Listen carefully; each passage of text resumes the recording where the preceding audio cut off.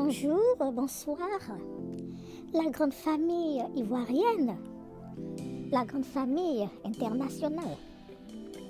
Aujourd'hui, nous avons un sujet important. Nous allons aborder un sujet très important. Et comme nous l'avons dit, vous êtes sur la chaîne de la vérité, la lumière du peuple. Ivoire Vision One. La chaîne qui ne tourne pas autour du pot. La chaîne qui met le doigt sur le furoncle et qui le presse pour faire ressortir le pus, pour guérir la plaie, définitivement. Aujourd'hui, nous allons aborder un sujet qui nous est revenu dans les questions que nous aviez posées la dernière fois. Il s'agit de l'AES. Qu'est-ce que nous pensons de l'AES par rapport à la situation en Côte d'Ivoire, par rapport à la situation depuis la guerre en Côte d'Ivoire jusqu'à maintenant? Bien, nous allons essayer d'apporter un éclaircissement. Voyez-vous, nous voulons d'abord, avant de commencer, féliciter les Ivoiriens pour les marches de protestation qui ont eu lieu. C'est bien, vous êtes courageux, mais en même temps, il ne faut pas oublier que vous devez faire tomber ce tyran. Donc, utilisez toutes les manières pour faire tomber ce tyran. N'oubliez pas d'aller récupérer vos cartes d'électeurs et de vous apprêter pour faire tomber ce tyran aussi d'une autre façon dans les urnes. Tous les chemins mènent à Rome. Voilà. Et bravo aux candidats de l'opposition, la vraie opposition, qui ont été retenus, à savoir Monsieur Don Melo Awa et Madame Simone Eive Babo. Bien. Revenons à notre sujet, ou bien continuons notre sujet.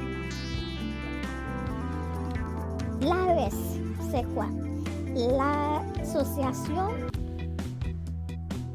des États du Sahel. Bien. Nous voulons ici attirer l'attention des Ivoiriens parce que beaucoup essaient de voir l'AES comme un mouvement panafricain. Et dans ce cas, ce mouvement panafricain viendrait à leur secours, au secours de leurs voisins ivoiriens. Bien, l'AES n'est pas un mouvement panafricain ou une association panafricaine. L'AES est une association de pays du Sahel qui ont les mêmes problèmes de terrorisme. Donc, ils se sont mis ensemble pour essayer de trouver des solutions à leurs problèmes. Et partant, ils se sont mis ensemble pour que le colon moderne ne puisse plus venir les embêter dans leur résolution de problèmes. Donc, l'AES, contrairement à ce que les gens pensent, ce n'est pas une organisation ou une association panafricaine. C'est un regroupement de pays ayant les mêmes problèmes de sécurité et qui ont décidé de se regrouper pour faire face à ces problèmes de sécurité. Donc ce sont des pays voisins, limitrophes, qui ont décidé de se regrouper. Bien. Si l'AES est un regroupement panafricain, ils auraient prêté main forte à la Côte d'Ivoire qui est en train d'avoir toutes ces difficultés et qui est en train d'être martyrisée par un tyran.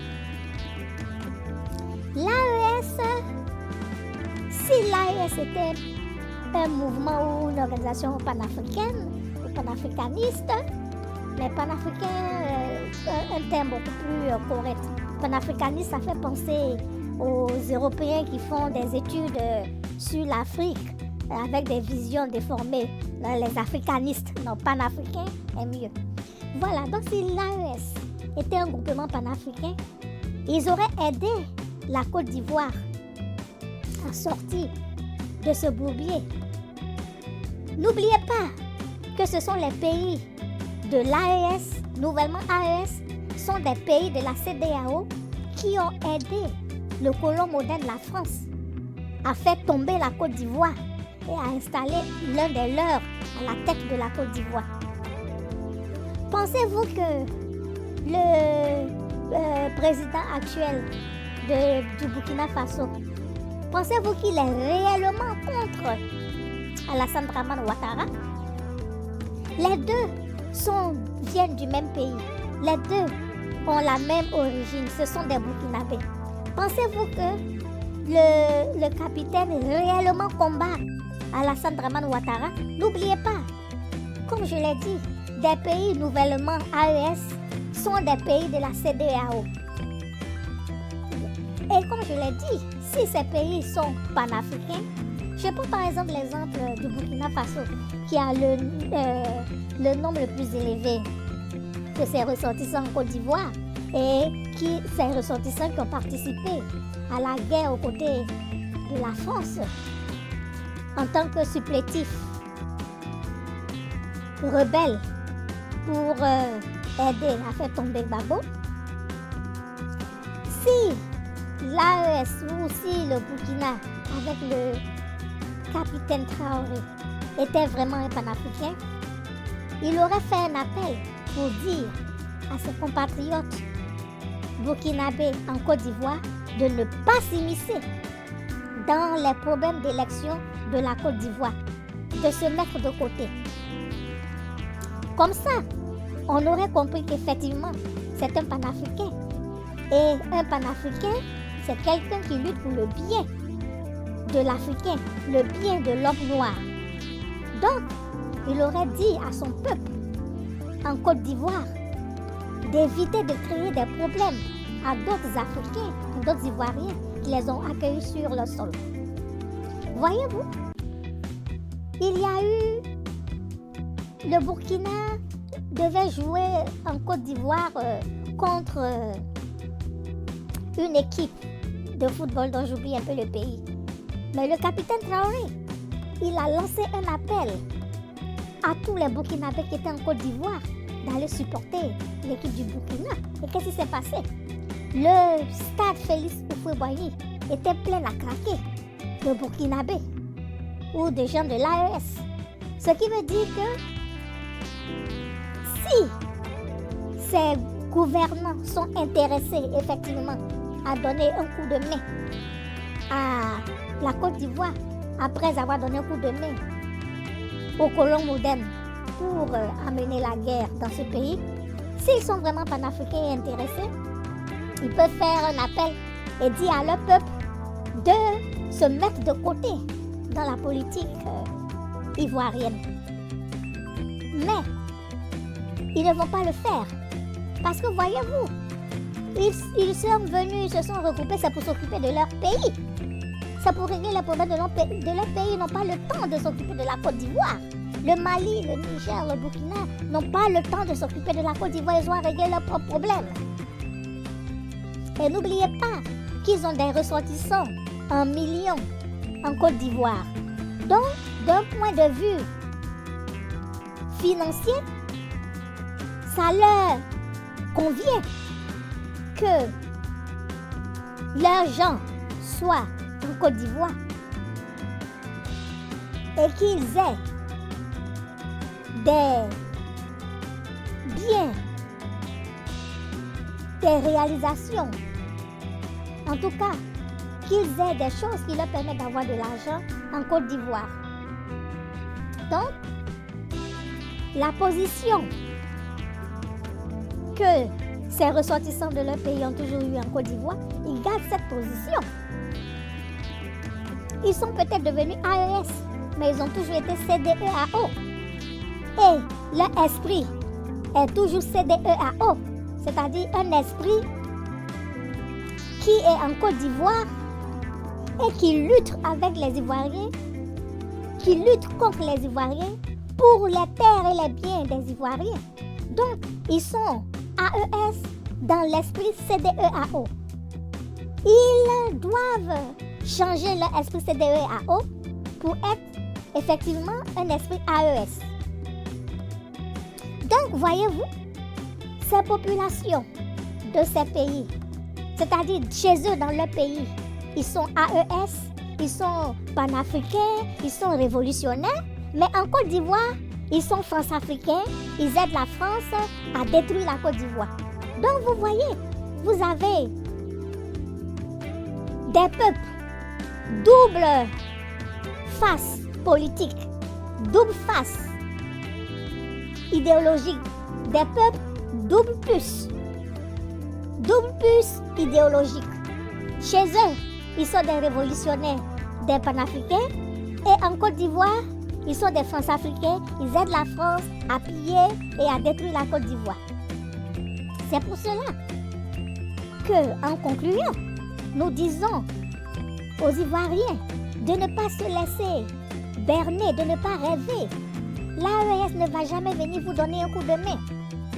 Ils sont AES, ils sont juste nouvellement AES, mais l'esprit de base, c'est toujours l'esprit CDEAO. Donc, l'esprit n'a pas encore changé. Ils sont toujours dans cet esprit. C'est bien d'avoir, quand ils sont AES, l'intention. C'est d'essayer d'améliorer les choses chez eux. C'est très bien. Mais, en même temps qu'ils veulent faire cela, il serait intéressant qu'ils éduquent leur population dans la nouvelle mentalité. Parce que les populations doivent quitter l'esprit CDEAO, qui est un esprit négatif, pour être un esprit AES, qui est un esprit positif. Donc, je vous le dis, il faudrait que les Ivoiriens ne se leurrent pas. Assimi Goïta, le général Tiani, le capitaine Traoré ne sont pas venus pour vous, ils ne sont pas venus pour vous aider. La preuve, aucun ne fait des communiqués officiels pour dire à ces peuples qui sont en Côte d'Ivoire de bien se comporter, de bien se tenir et de quitter dans les histoires qui créent des problèmes aux Ivoiriens, de ne pas aider les Français à créer des problèmes aux Ivoiriens. Voyez-vous, ils ont deux discours. Chez eux, ce sont des révolutionnaires et en Côte d'Ivoire, ils sont des France-africains. Donc, vous devez savoir que vous ne pouvez pas compter sur d'autres personnes que vous-même. Vous ne pensez pas que la situation en Côte d'Ivoire les arrange. Après tout, Alassane Dramane Ouattara est un Burkinabé. Les biens qu'il vole en Côte d'Ivoire, il les transfère aussi au Burkina Faso. Le cacao de Côte d'Ivoire, le Burkina Faso en est un exportateur. Comment? Parce que le Burkina Faso, depuis qu'Alassane est venu avec la guerre, ils se sont appropriés les terrains, les plantations des Ivoiriens qu'ils ont tués, dont ils ont arraché les plantations. Et les récoltes, ils les prennent et directement, ils envoient ça au Burkina Faso. Et c'est l'État burkinabé qui se charge d'exporter du cacao qu'ils ne produisent pas. Donc, les présidents qui se sont succédés, ils ont continué. Ne pensez pas que celui qui est là, ça va le gêner de changer, de mettre fin à cela. Non, ça l'arrange. Donc vous, les Ivoiriens, Apprenez à compter sur vous et arrêtez de penser que les gens sont toujours vos amis. Arrêtez cela. Vous avez eu une guerre, mais malgré cela, vous continuez toujours de penser que vous avez des amis autour de vous. Ce n'est pas parce que vous, dans votre tête, dans votre mentalité, dans votre culture, vous êtes, j'allais utiliser le terme gentil, vous êtes ouvert, vous ne pensez pas en mal des gens, que vous pensez que les autres aussi sont comme vous. Non, les gens sont différents. Donc vous ne savez pas les relations entre Alassane Ouattara et Ibé. Les deux peuvent jouer de la comédie juste en plein jour pour les réseaux sociaux. Mais la nuit, le soir, en secret, est-ce que vous connaissez leur rapport? Non, vous ne connaissez pas leur rapport en secret. Vous ne connaissez pas ce qu'ils se disent. Pensez-vous que chaque fois que le capitaine dit que la Côte d'Ivoire l'embête, que la Côte d'Ivoire fait combien de nombre de tentatives d'attaque, et il ne réagit pas, comment quelqu'un, un pays ou quelqu'un, le dirigeant d'un pays qui veut t'attaquer ou bien qui t'attaque, tu ne réagis pas férocement pour mettre fin à cela? Non, parce que c'est son frère, c'est de la comédie que les deux jouent. Imaginez un instant, si la Côte d'Ivoire ou si le président de la Côte d'Ivoire était un Ivoirien, un vrai Ivoirien, vous auriez vu que ce groupe de l'AES aurait attaqué la Côte d'Ivoire parce que c'est un vrai Ivoirien. Ils savent tous que Alassane Ouattara utilise la Côte d'Ivoire, le nom de la Côte d'Ivoire, pour faire ses bêtises. Et ils savent que Alassane Ouattara n'est pas un Ivoirien, que c'est l'un des leurs. Donc ils le ménagent. Tout ceci pour vous dire en conclusion que, chers Ivoiriens, arrêtez de penser que des gens de l'AES sont d'abord des panafricains et que de deux qui vous donneront un coup de main. Non. Concentrez-vous sur ce que vous avez à faire. Comme je le dis et je le redis, vous avez eu la chance d'avoir deux de vos candidats de la vraie opposition à cette élection. Prenez vos cartes d'électeurs et attendez le jour des élections. Et vous irez chasser ce tyran dans les urnes. Il n'a pas la majorité. Il n'a jamais été élu en Côte d'Ivoire. Il a toujours triché, justement, parce qu'il ne peut pas avoir plus de 2%. Donc, il passe par la tricherie. Sa vraie valeur, ce n'est pas plus de 2%. Donc, il n'est pas majoritaire. Il n'a pas de poids. Ces candidats de l'opposition ont plus de poids que lui.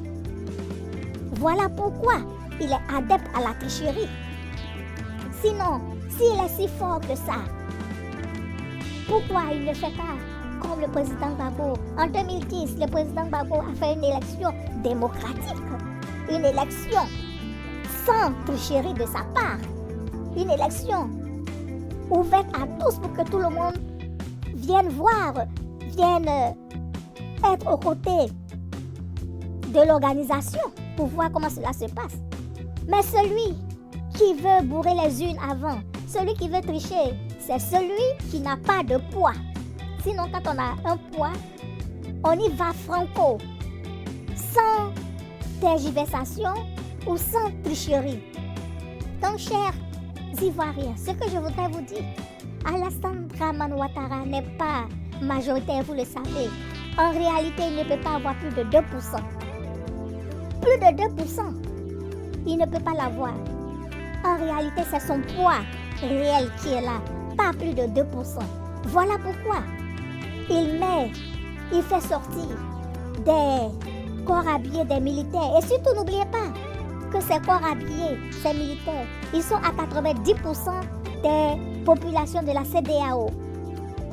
Dans les corps habillés, vous avez 90% qui sont CEDEAO, qui sont étrangers, et seulement 10% ivoiriens. Voilà pourquoi ils sont si brutaux, si agressifs et si tueurs.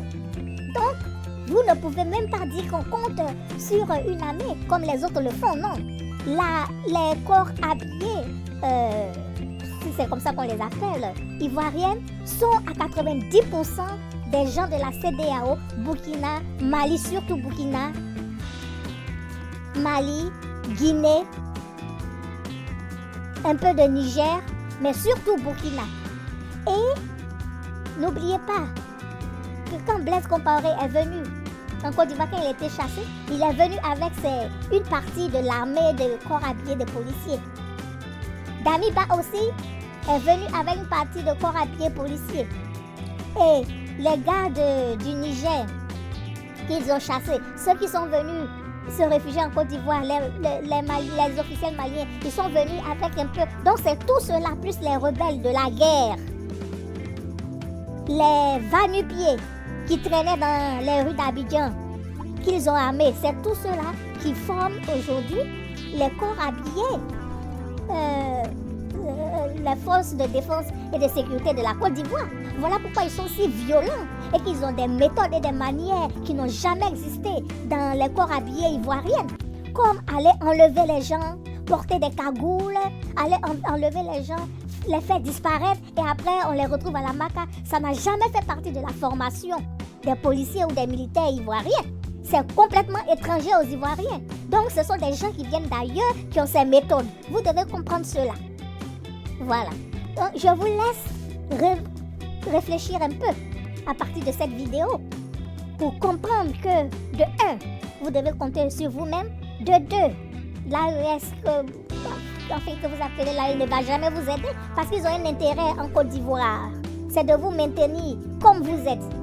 3, ce n'est pas des panafricains, c'est juste une organisation pour défendre en commun la sécurité de leur région et d'empêcher que le colon moderne ne continue de les embêter.